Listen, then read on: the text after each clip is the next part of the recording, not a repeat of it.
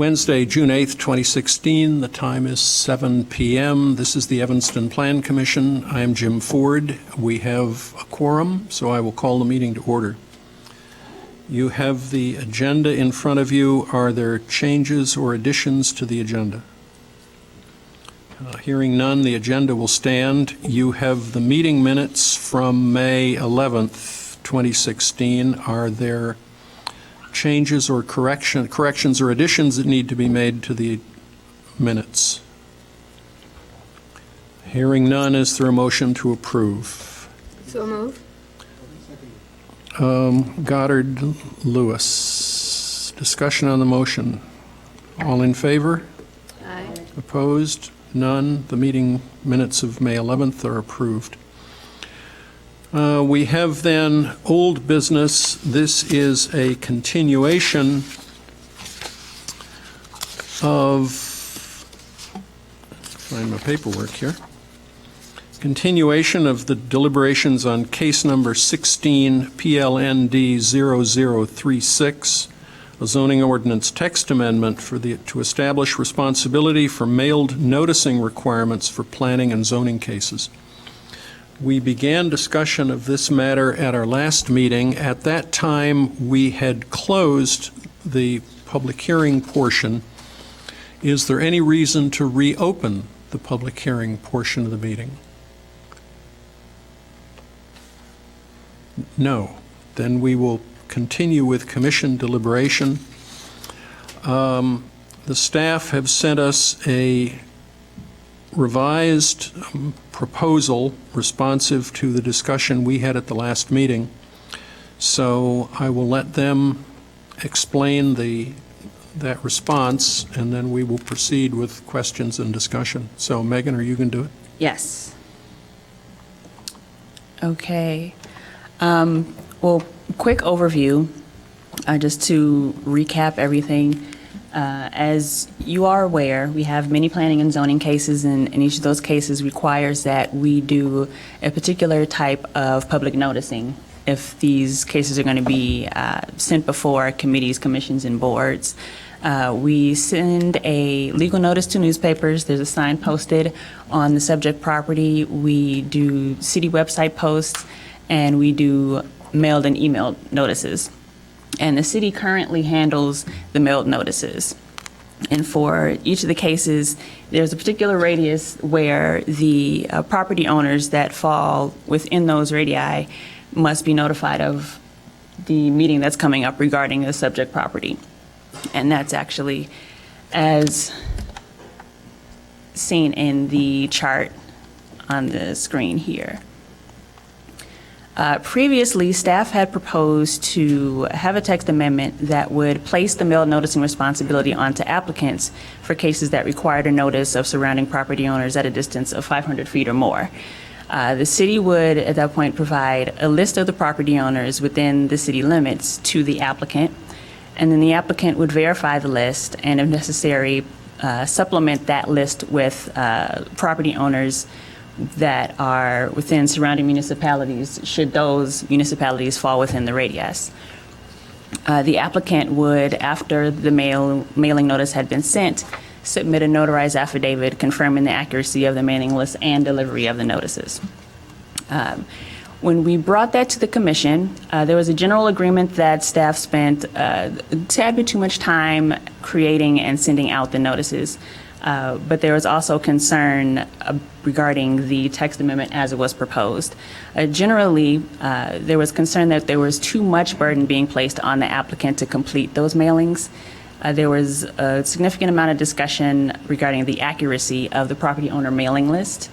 There was also concern over the consistency of the mailing process, as there would have been a choice for the applicant to either send the mailing themselves or contract a third-party mailing service to send out those notices. And there was also general questions about using a third-party service to send out all of the planning and zoning cases that require some kind of mail notification. And so ultimately, the commission voted to continue that item to tonight's meeting and have staff do additional research on a third-party mailing service and revise the text amendment. So we did do some research on a couple additional third-party mailing services. They would be On Track Fulfillment, which is Evanston-based, and CBIS Direct.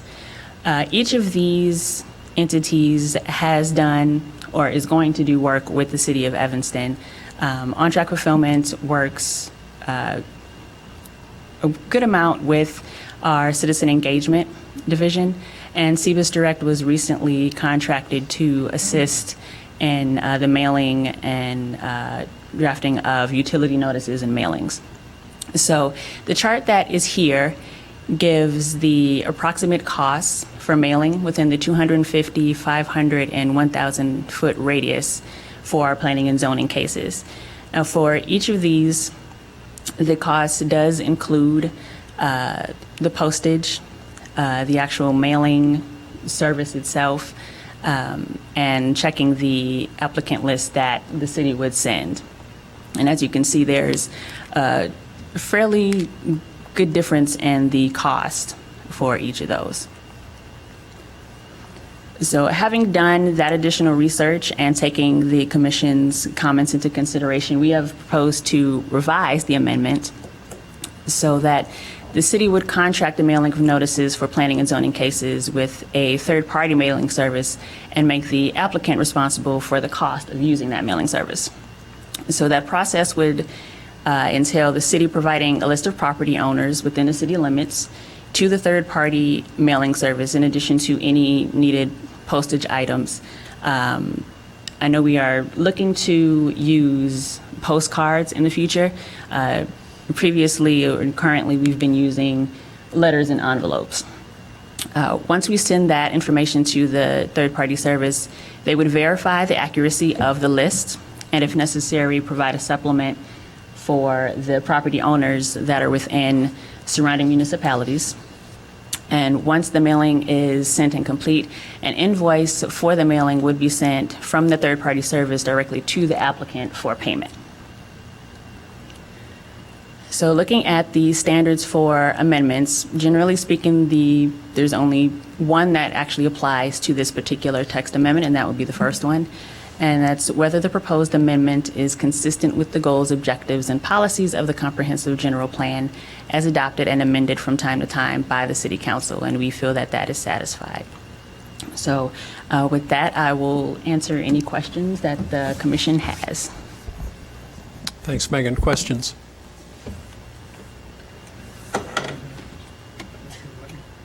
Terry?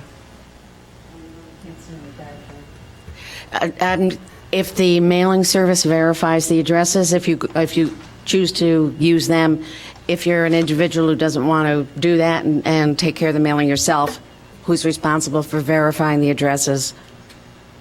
Well, for this particular case, we're not proposing to have the mail it yourself be the option.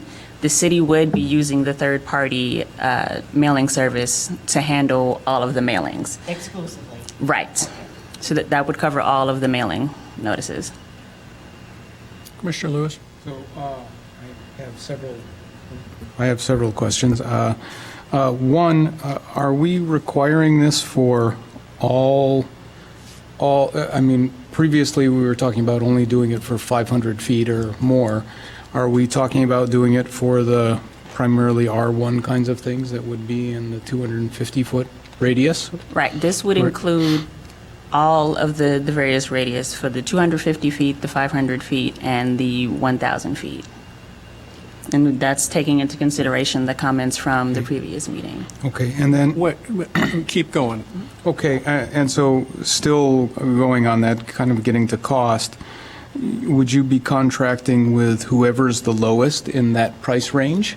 Or would you just have one contract that, you know, because one person is quoting kind of a flat fee for almost all cases, which is a large burden on individual homeowners, but not such a large burden on a commercial property. But the other one that gets larger toward the bigger is a very reasonable cost.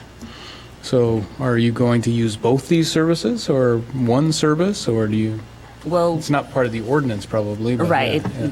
That would not be directly part of the ordinance listing a specific vendor.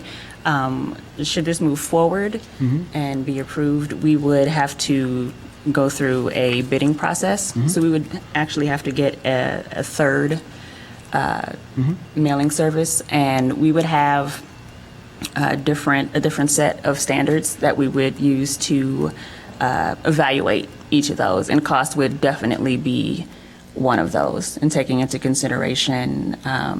Yeah, I guess my question number of goes things. to, can you use one service for the 250-foot radius, and can you use a different person for a larger, whatever is the most economical?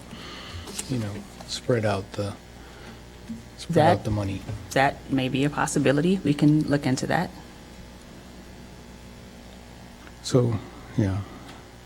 So, and then the other kind of thing that seemed fuzzy to me was, we're going to send out this list, and if the property happens to be, you know, near Skokie, for instance, and some of the notices have to go to Skokie, how does that get conveyed, that radius, that the notification should go outside of the jurisdiction? They get a, you know, a list of taxpayers within Evanston, and then, you know, they could assume, well, that's it.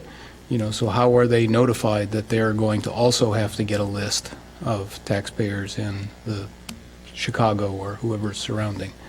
Well, we would have the ability to have direct contact with the contractor that ends up being chosen for this. And in addition to that, each of these services that have been listed, they have the ability to actually do the radius themselves. So if that's an option and we want them to just pick up that responsibility, that could be an option. I think, at least to start, we would probably send them the list and then alert them that this is on the border. The burden shouldn't be on the, I guess I would venture the opinion that the burden shouldn't be on the applicant to do that, because it's kind of very difficult for them to access that kind of information. Right, So- and this would not be on the applicant to do. This would be the city interacting with Okay. the contractor that's chosen. Other questions? Commissioner Brown? Will the price be built into the fees, the zoning fees? That would be in addition to the zoning fees. The zoning fees, the zoning fees that were included in the packet are the current fees. If this is approved, then these would be fees that would be in addition to those existing fees.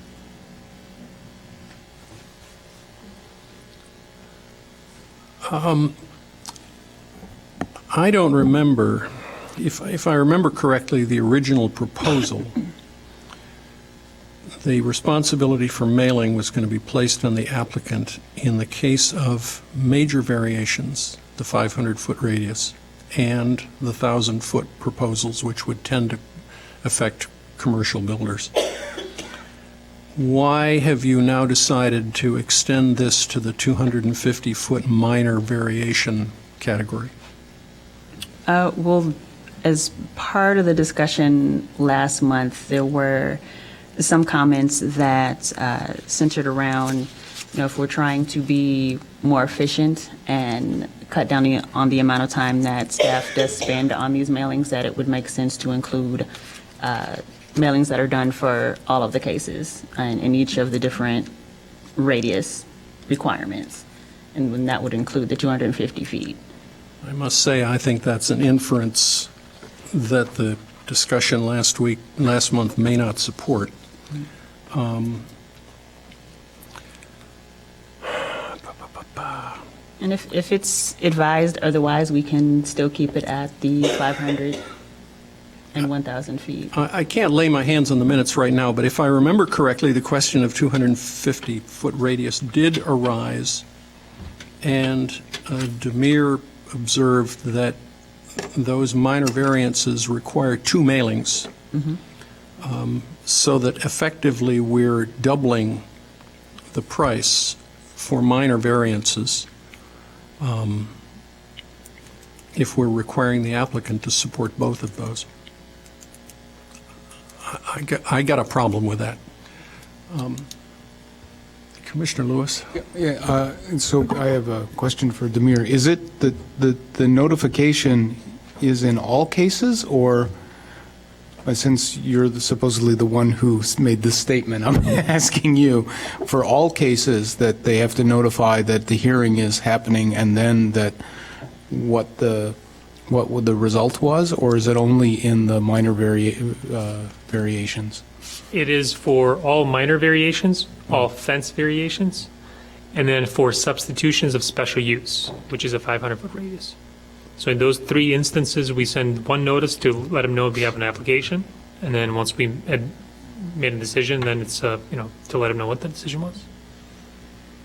Right, and so I think one of the other points addressing yours was that also that the notification of the decision was more appropriately coming from the city than from an individual, or I think you had made that kind of statement last. Yeah, and we consider that as part of this proposal. What we've heard, was a discussion that, if we're going this route, then maybe, all types of notices should be done by the third-party service. Now, we would provide them with the actual postcard, and the postcard would say City of Evanston, so it would look like it came from the City of Evanston. So, and then we would have the ability to tailor that text, language, whatever's on the postcard.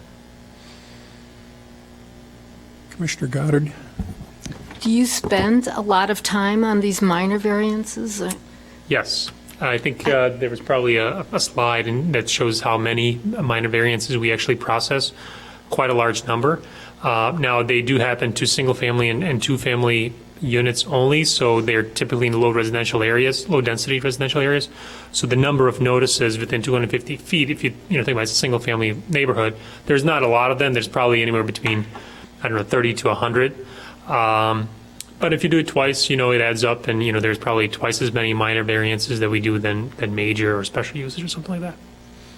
So they would be paying an extra either approximately 25 or 125, depending on which. Well, again, like as Megan mentioned, this is, it's for Plan Commission to debate, to see what makes sense. If the commission feels that the city should continue to send the notice for minor variances because we have to send the first notice and then the second one, I think we're amendable to that. We're making at least there'll be some sort of progress towards relieving some, just duties from staff from sending these notices for at least the larger ones for special uses and plan developments. But yeah, that was the proposal. But if you're spending most of your time or a greater proportion of your time on the minor variances, then it makes more sense to. Well, that's exactly right. And so when if this were to go through, then we would, once we get the quotes from the various companies, we'd have to evaluate that. We would probably go with a company that is probably on a per notice cost, so that it's not a minimum amount, because it just doesn't make sense if we're processing for minor variances that there's 50 mailings, which is $25 if somebody were to do it themselves, plus some paper cost and envelope cost and stuff like that. So, Go ahead. Megan, this list with CBIS and On Track, they're $125 because they're a minimum charge. Is that the idea, and that CBIS doesn't have a minimum charge? Is that accounts for the? Right. For On Track, they essentially have a tier system. Yeah. So up to 750 mailings or postcards, it would be that 125. Once you go above that to approximately 2,000 mailings, then it jumps to the 175 and so forth and so on. For CBIS, they don't have a setup fee or run fee, so to speak. So it's just the per letter. So it seems like the crafting of the RFP, would need to be key in order to have it, solicit prices that fit with, not in the various ways that we want to, spend the money here. We don't want to burden the individual person who's not, overly burden them. So I think it would be key, and this is probably outside of our purview to talk about requirements of the RFP, but anyway, I think we can raise the concern, I think, that Right, it doesn't overly definitely. burden them. Well, for this particular project, we likely would not need to do an RFP due to the size, but we still wouldn't have to get the 3 bids and have the standards in order to. Well, but the RFP sets the standards of the form of how you want the proposal, so, so if people can elect not to submit if the form of the proposal is not to their standard, but you just letting people propose how to bill any way they want to, I don't know. It seems like an RFP it's not that it's a requirement, but that it would lend structure to what you're wanting to purchase, so. And what are you suggesting that RFP ought to specify? Well, I think think we we're on talked our- about ask for it on a per piece basis, for Okay. instance, as opposed to a bulk rate, I think that's one of the things that someone said, that could be a way to do it. So direct cost plus, on a per piece basis. So pay for what you get kind of thing. Okay. I'm wondering if we're looking here at a condition to our approval, assuming we approve. Another question, if I understand correctly, Megan, you're suggesting that the service should verify the accuracy of the address list. Yes. I guess I have 2 questions. One is, how will the service, this sort of means that every time the service has to check the accuracy of the list, doesn't it? Since it won't necessarily know whether there are inaccuracies or not. And won't that requirement end up being reflected in the cost?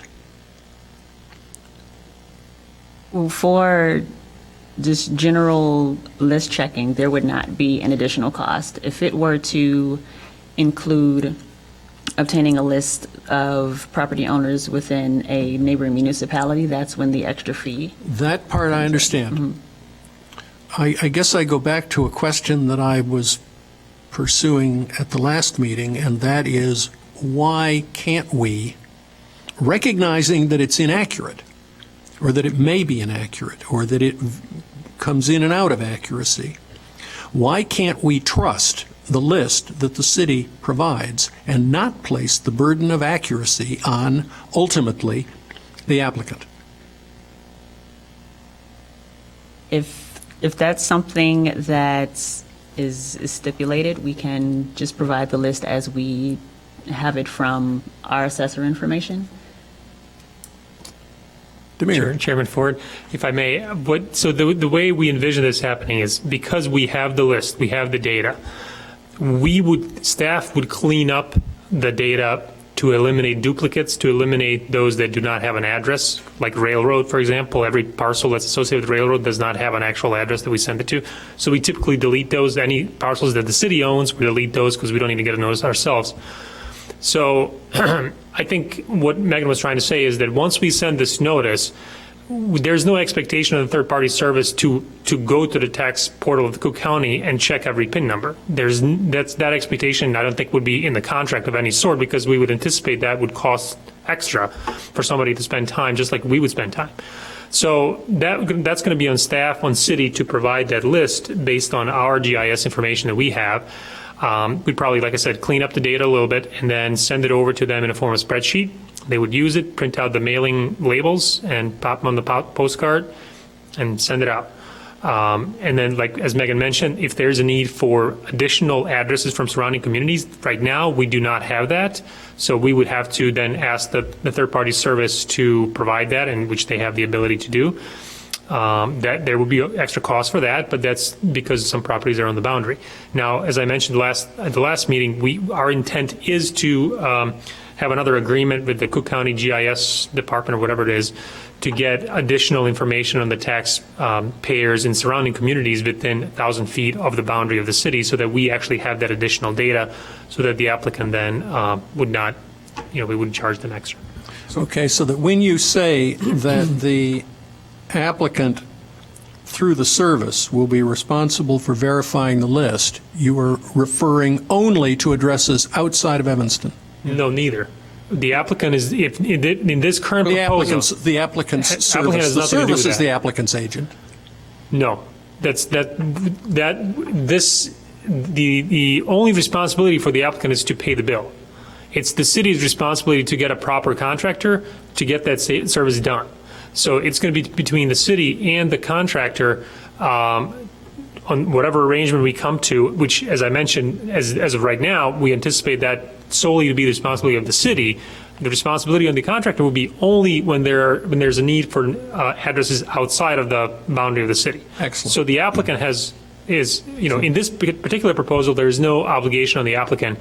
In the previous one, there was the affidavit and all that stuff, so that no longer is the proposal. So I think we're having problems with the word verify. the It's RFP more yes, we are. supplement to make whole, or Yes. some kind of You could- wording yes. like that is more accurate. Correct. The RFP will specify that.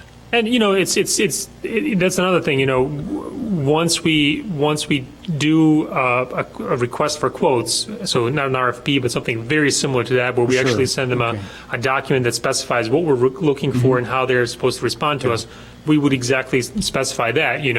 What is the cost for the extra mailings? What is the cost for printing? What is the cost per mailing? So that we have an understanding for all those costs. Okay?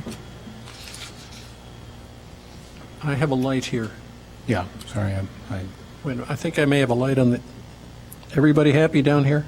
I mean, at least momentarily. Part of the RFP could state that how they should be documenting it, the third party, how they should be documenting who they're sending it to. Our expectation is that if we're sending them the list, they're sending it to those people. If they are supplementing the list with those from Wilmette, Skokie, or Chicago, they would have to send it back to us and give us that list, so that we actually have a list on file of everybody that received the notice. Okay. that was mailed a notice, not received. Correct. Yes. Right. Commissioner Bowe. So just to recap, if the property if the radius doesn't touch any other municipality, once the applicant has basically made the request, the list goes from the city to the contractor, and it's considered take it to the bank, boom, that's Correct. going to be. Yes. As of right now, Accurate. that's And- our proposal. okay. I don't anticipate that changing, but maybe some company will try to get a better price and try to get the contract, and they'll say, oh, we'll clean it up even further, we'll take a look at it, we'll double check it or something like that. We don't want to go there, but, those are the things that we'll have to evaluate when we get the quotes. And so that means there's probably a little language to adjust, as we were kind of alluding to before. I assume that the initial request, that all of this will be handled by the city and the contractor, that the city will notify the applicant at the time of application that it will be their responsibility to take care of this, and the next thing they hear will be they get a bill. Correct. Yes. It's going to be on us to make sure that's on the application, it's verbally explained and whatnot.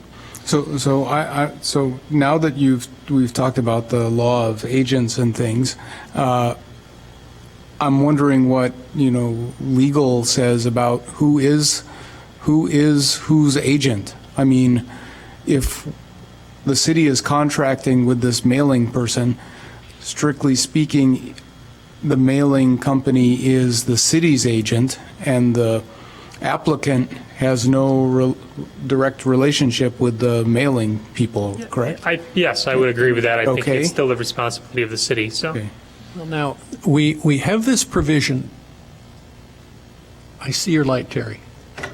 We've spoken earlier about the fact that the ordinance now provides that a failure of notice will not invalidate the hearing.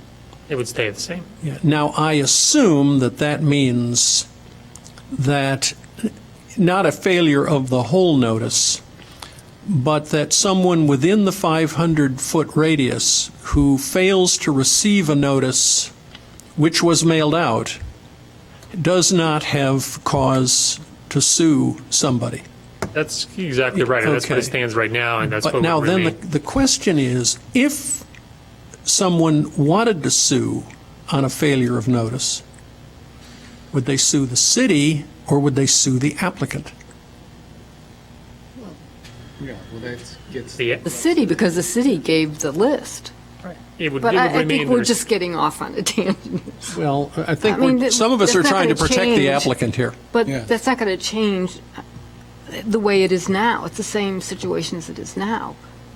Having a contract Well, isn't no, going it to change the isn't. It is gonna- liability. No, not if No. the applicant mails, if the applicant chooses to mail the notice. Yep. Then the applicant is directly responsible. The applicant is, Right. the applicant is now in the chain of notice and was not Right. before. We're allowing the applicant to step outside the chain of responsibility by taking that out of their hands, right? And so now it is the city's responsibility, totally.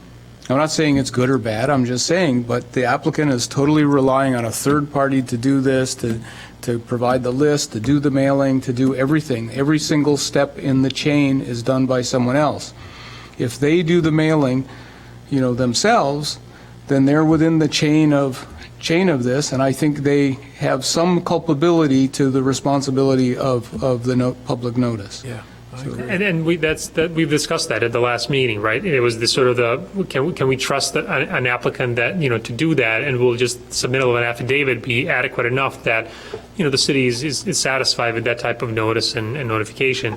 What we heard last time was that, let's not give it up and let's keep the responsibility sort of in the city's hands, where we sort of regulate, we have an oversight, and that's what we came with. Terry? My question is, do you know what other communities do about the issue of incomplete, inaccurate lists that are handed over? And Evanston can't be the only one that needs its lists cleaned up. Do other communities where the applicant is responsible, do they get their list from their municipality just turned over to them the way? Let me briefly respond to what I'm aware of, and then I Okay. know Megan's done some research too. Typically, every city that's collecting the GIS data, they're collecting the same way we are. They're getting it periodically from the tax assessor. And that data will inevitably be inaccurate at some point because due to exchange of properties and sales and all this stuff. So it's every once in a while it's updated, and then the municipality gets it. So municipalities that provide notices on their own through those types of data will probably have the same issues that we do, and that's it. There are other municipalities that contract those out, or they put it on the applicant to contract that out, and then when that's done, when a third party is done, then that is definitely more accurate because a third party service has better ability to have a more accurate data system. Because somebody's paying, a little bit more for that, and then that's why the data is more accurate. But for the most part, this is every community's up against the same Same type issue. of information, yeah. Okay, thanks. Other questions? Other comment?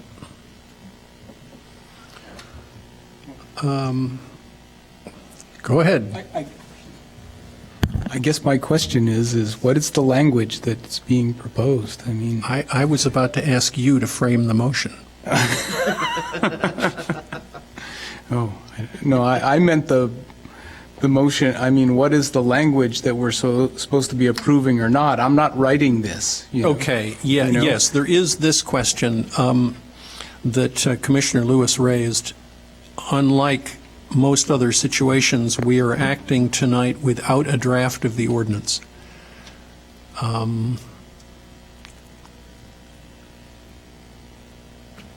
What about that?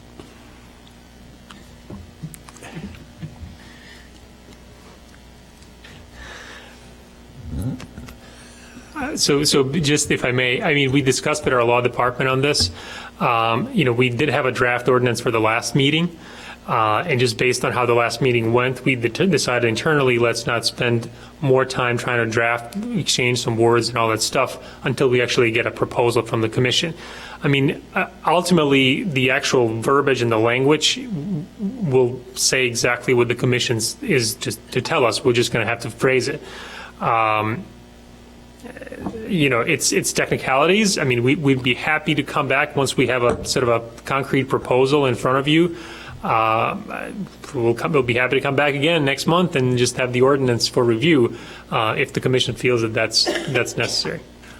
I have a sense that we may be, some of what we may have been discussing tonight would not necessarily go in the ordinance, but would go in whatever procedures you all adopt to run this thing. And I do anticipate that the ordinance will be very simple. It will just say that the city will contract, in the section of the code that talks about the mailed notices requirements, it would say that the city will contract that third-party service to provide the notices. Failure of delivery of a notice does not invalidate the hearing like it says right now. And that, there would be probably a sentence added that the cost of the mailing of the notices is going to be the responsibility of the applicant. And just really leave it at that. I think we would internally have policies, we'd have to get the quotes, we'd figure out, we need to kind of figure out, and let's say we need to clean up the data like we talked about it. Those are the things that really don't belong in an ordinance. And that's something that we'll have to kind of iron out as we go.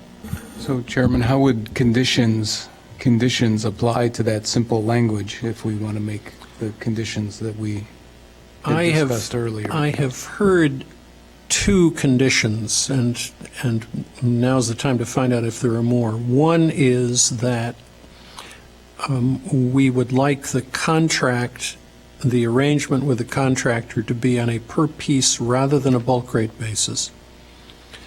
And the other is that we need to clarify the handling of the accuracy of the list to specify that the contractor is responsible only for addresses outside of Evanston until such time as the city can provide those. Were there other conditions that we needed to attach to that approval? Well, I actually wasn't necessarily, advocating a per piece basis. I was advocating that the price reflect the direct cost or proportional cost to the amount of mailings that each person is getting, however that is, so the flat fee, if you're doing 25 mailings with a $100 flat fee, that's, $4 per piece. And if you're doing 100 mailings for a $100 fee, that's $1 per piece. So that's not fair equity, so I was trying to, so whatever way vehicle, that allows it to be, I guess I'm just trying not to be directive and at the exclusion of possibly some other ways of, but the intent is to not harm the person only sending out minimal notices in disproportionately. So I don't know how to phrase that. So that the Like most advantageous to the applicant or something like that in terms of cost? Or I think we know what we're trying to get to, but putting it in words is So I've just gotten burned when I've been very directive on things, and there was a better way. Yeah, but that was when you were the contractor. Now you're the policymaker. No, that's what. So that's when I was a policymaker. That's what architects tend to be. So Okay, we get burned. Is that the kind of thing that we include in an ordinance, though? Well, no, it would be included presumably in the RFP. But that's not our responsibility. Well, if this thing has been placed in front of us, then I think we can include in our responsibility specifications like this, how you bill. I'm having a hard time figuring out how to word this other than proportional to what? Fair means what? Yeah,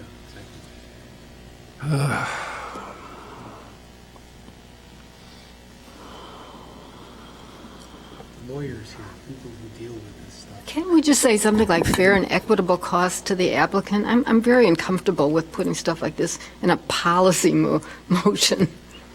I love that. Fair and equitable cost to the applicant. And regardless if it is a condition or not, we've heard your concern. So it will definitely be reflected in the way we evaluate those quotes. So. Okay. We trust you guys. It's the next guy. Okay, and you understand, then we're dealing here with the commission's intent. You understand the commission's intent. You have agreed with it, in effect, as far as the accuracy of the list is concerned. Okay. Are there any other matters of commission's intent that we need to clarify?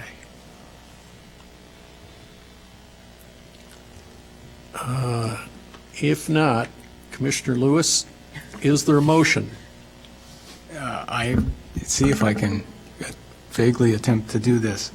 I motion that we, I don't know, that there be a policy that the city contract with a third-party agency to do direct mail. I'm not sure how to even phrase this. Is the staff's recommendation clear enough that we can simply vote to approve the staff's recommendation? Yes. Okay. And I think it has to Beautiful. focus on the I love it. ordinance, not on I the so index. move. Okay, I'll let you. Goddard has moved that we recommend to council the adoption of an ordinance consistent with the staff's recommendation to us tonight, as modified by the expressed intent of the commission. Is there a second? Second. Isaac, second. Discussion on that motion. Since this is going to the council, we'll do it on a roll call. Oh, let me, as long as there's room for discussion, do you want simply to have staff go ahead and send this to council, or do you want a chance to look at the ordinance before it goes, not necessarily bring it back to another meeting, but sort of have some right of refusal on the ordinance? What's your sense? Yay or nay? I trust staff. Okay, the maker of the motion trusts the staff. Everybody down on this end? Are we even allowed to look at it before, instead of bringing it to the next meeting? Sure, we could. As part of probably a council packet of some sort, or? I would like the right to look at it. Would you? So do I. Because words I'm continually surprised with how Yeah. communication Staff, is. how soon do you have to take this to council? When were you planning to take it to council? He looks at his watch. Look at a calendar at Well, least. I forgot what the date today is. So the June 8th is today. I mean, the earliest it can go to city council will be June 27th. That's the second council meeting or P&D meeting in June. And for that, I think the deadline for us internally to prepare everything would be actually Thursday of next week. So if we can get things around by Thursday of next week with our law department to draft the ordinance, then we can pass it on to the Plan Commission via email and receive any feedback. And maybe then we hold off on the 27th. We take this in July, just to give you some opportunity to take a look at the ordinance. If you have any suggestions for the language, then we can kind of incorporate that in. Bearing in mind that review would have to be on an individual basis, lest we run afoul of the Open Meetings Act. Correct. I mean, it is obviously, it just comments, feedback. I mean, the commission's purview is not to, draft that's why we have the law Right, department, of course. I mean, it's the idea of this, the general policies, general regulations, the exact wording is the responsibility of our law department, not even us in the planning and zoning division. So we'll definitely communicate with them what the concern was, and we'll be happy to provide you with a draft ordinance. Okay. So that you know, on the boots kind of thing, it's just reply to Megan alone, right? Exactly. Okay. Yeah. Okay, with that understanding, any further discussion on the motion? Call the roll. All right. Commissioner Bilal? Aye. Commissioner Dubin? Aye. Commissioner Goddard? Aye. Commissioner Isaac? Aye. Commissioner Lewis? Aye. Commissioner Pagotzi? Aye. Commissioner Brown? Aye. Chair Ford? Aye. The vote is 7 ayes, no nays. The motion is approved. Thank you all. Thank you, staff. Any new business to come before us? Any announcements to come to us? Does the public have any comments she wishes to make? Oh, an Sorry. announcement. The second community meeting for the North Downtown Planning effort is next Wednesday, June 15th. It's going to be at 7 o'clock in the Parasol Room on the 4th floor. Chairman Ford was at the last meeting. There were some concerns, how much members of the commission can partake, but if you have time and have any interest to see how it goes, everybody's welcome. Will you be bringing something like a recommendation? No. Well, this is the second meeting where we're gathering feedback. This time, we're going to be looking to get some feedback on the density, height, uses that people would like to see in that area. And then after this meeting, then we have a meeting with Northwestern. And then after that, we'll come up with some sort of a summary report for the Planning and Development Committee for further direction. Okay, same format at this meeting? It should be exactly the same. May I speak to that? Yeah. It's, my understanding was roundtable discussions, so I don't see how anybody from this commission could go, short of standing there, with their mouths taped shut. It's not like you could just sit and listen to comments. That was essentially what I ended up doing, Terry, was I circulated and listened to a little bit of conversation here and a little bit of conversation there. It was interesting. It was interesting. Whether if it's going to be the same, absolutely predictable. If it's going to be the same format on the 15th, I may or may not. Jessica, anything for the good of the order? I have a question. Come and be public and speak and ask your question. Oh.